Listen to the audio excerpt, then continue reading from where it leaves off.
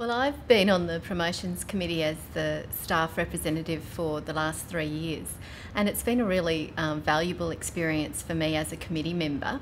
And so that's probably one of the first things that I'd say to you is if you have an opportunity to be part of a committee of any kind or review applications of any kind, whether it's grants or anything, that's a really great opportunity. It's a great opportunity because you can get to know the people who make these decisions, but it's also wonderful to be able to see the scope of information that people present, and it gives you insight into what is quality and where you can improve things, and so it's very good for your own reflection on your own applications that you might submit for things. So that would be a recommendation straight off to join panels where you can. There are some really practical things I think that people sometimes forget, but presentation's really important. So even if you're having an interview via ISL, it's a good idea to, have brushed your hair and have a kind of nice outfit on. So, first impressions count. So I think that's just a useful practical tip. I think another really important thing is to have thought about promotion for quite some time before you apply. I think it's a great idea to spend some time asking yourself, where do I want to be in 3 to 5 years? What is my plan for my academic career? What sort of contributions do I want to make? And a very valuable question is, what gives meaning to my work and what defines me as an academic that makes me different or makes what my contribution special? And I think that's really worthwhile to think about and to spend some time planning for. And before you even go near putting anything on paper for an application, I think it's really valuable to talk with your Dean of School and to talk to valued mentors and colleagues and just get a feel for their views on academic life and what's important. And another helpful thing is to look at university strategic plans and the vision for the university and see how your goals for yourself and your work might connect and align with that. And if you can make that clear in your application, I think that gives weight to your application as well. One of the people on the panel gave me this really valuable advice, and it was to actually try and identify for yourself what defines you, what defines your research, what is your research plan, what contributions do you want to make to teaching and learning and to community and to engagement and to service. And I think it's helpful to have a bit of a plan. So for me, when I've been thinking about that, a word that comes up for me is connectedness. And that's something that I'm thinking about in terms of my research output and the focus of my research and the contributions that I want to make to teaching and learning and the outcomes I want for students. And so writing an A4 page, or try and keep it to just one page of the contribution you want to make in the next couple of years. I think that's been very valuable for me because it's kept me focused on what matters to me and where I should put my time and energy. And I attended a workshop just fairly recently called Turbocharge Your Writing. And one thing that keeps coming up for those academics who want to be stay on the research track is the importance of maintaining your track record. And I think what the committee looks for is a stellar kind of record of achievement across all the areas of teaching and learning and engagement and research and innovation over the last 5 years. So it's not something that happens overnight. It's something that you're working on and you've got a bit of strategy about. The panel also looks for connectedness across the different areas of your work so that you're not doing lots of very diverse things, that you've actually got a bit of a plan for a holistic view of what you want to contribute to the university. So that's helpful to actually see where things might align and to try and communicate clearly, these are the contributions that I want to make in these sorts of areas. And if there can be some kind of connection across those different areas, then I think that's really helpful. Some of the challenges I've discovered with putting applications together is formatting. I think it's really important to think about headings and to think about what is going to be the key messages that you want the panel to take away. And my colleague Joss talks about a coffee quotient, I think, where he judges an application by the number of coffees he needs to stay awake to read it, which sounds a little cruel, but I think that's useful to remember that the panel will be having quite a lot of applications that they're reading. So if you can be as succinct as you can and clear to the point, that's really helpful. Another tip that I would recommend, I'm a narrative researcher, so I love stories and people's quotes and having the voices of teachers and students in my work. But I've noticed that what the panel prefer is less of that and more of a description of what is the impact of what you're doing. So if you do insert a quote or if you do insert results from student evaluations and things, don't just leave it there. Try and say, okay, so what this illustrates is,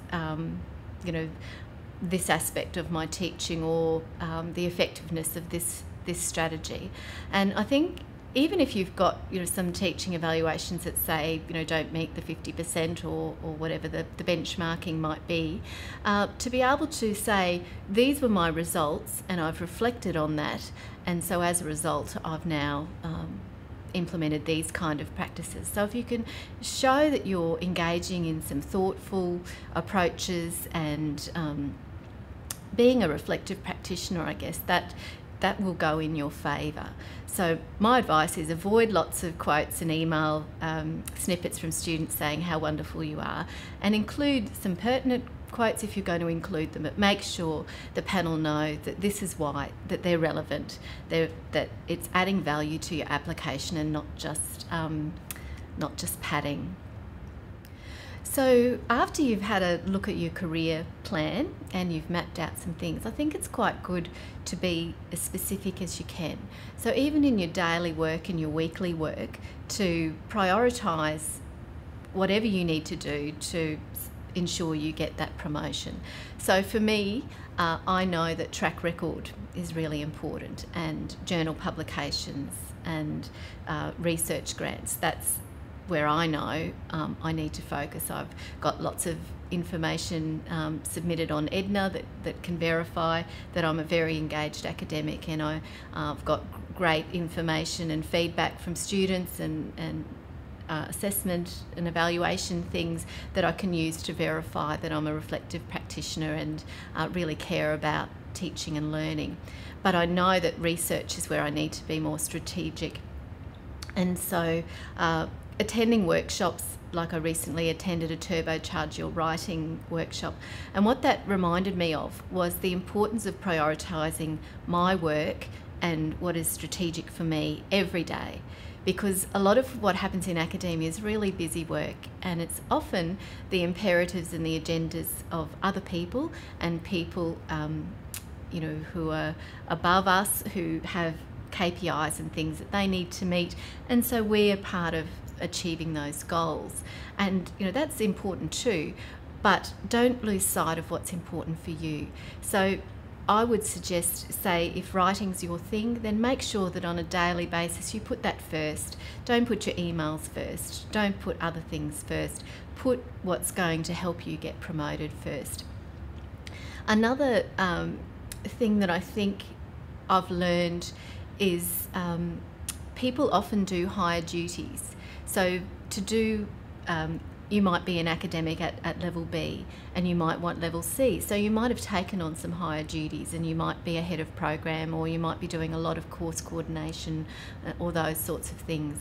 And that's really worthy and a wonderful contribution, but just take care that that isn't overriding what you need to do for promotion. I think what the panel like to see is that contribution across all the areas, and if that higher duties is actually distracting you from having stronger research track record, then take time to really consider and reflect upon that. Another thing that I've learned as I've been on the panel, and I take notes during the meetings for myself as reminders, but I think it's really valuable to find some mentors, some academic mentors. And I think so much of it, of academic life, can be I've got a secret, and we really need to demystify that, and so I'm really rapt that part of these videos is to demystify the promotions process and to realise that we can all do it and we can all apply. But if you have a mentor, I think that can help you work out how do you find out Scopus citations and what is an H index, and is that relevant for my work, and how can I document to the panel that I'm engaging with a certain impact in the work that I'm doing. So please, make good use of the research librarians and the support that's already in the university. I think so many of us, we think that we've got to do it all alone, and there's lots of support out there. So my encouragement would be to find some mentors and to make contact with research staff and really engage with the Office of Teaching and Learning and with Pierre's engagement support, and make use of those resources. Don't do it alone. And so probably a theme that's coming through my talk is the importance of taking ownership for your academic work and for your own goals, and taking time to set goals and to consider your aspirations and your visions for yourself as an academic. And that's really important for when you're through the first part of the application process and onto the interview, to actually be able to say, this is my goal, this is where I'm heading. Sometimes applicants can say, well, I'm working with my research supervisor and I'm going to follow their agenda, and that's probably not a great way to start off. I think it's really valuable for you to be really clear. This is where I'm headed, this is what I've done, I've got some strategy in mind, these are the contributions that I have made and that I'm going to make, this is the impact and the value of that, and the worthwhile contribution that I'm making to the university. So if you leave the panel with that, you'll get the tick and you'll get promoted. So my advice is give it a go. Spend some time though in preparation, talking to people. Give yourself many months to put your application together. Start the year before you want to apply and show your application to other people. Get feedback and specifically talk to your deans and use the PRPD process. That's very important, so that your dean knows that this is what you want to do, this is the trajectory you've plotted for yourself, and that you want to be an associate professor in 5 years, and get your dean on board to help you achieve your goals.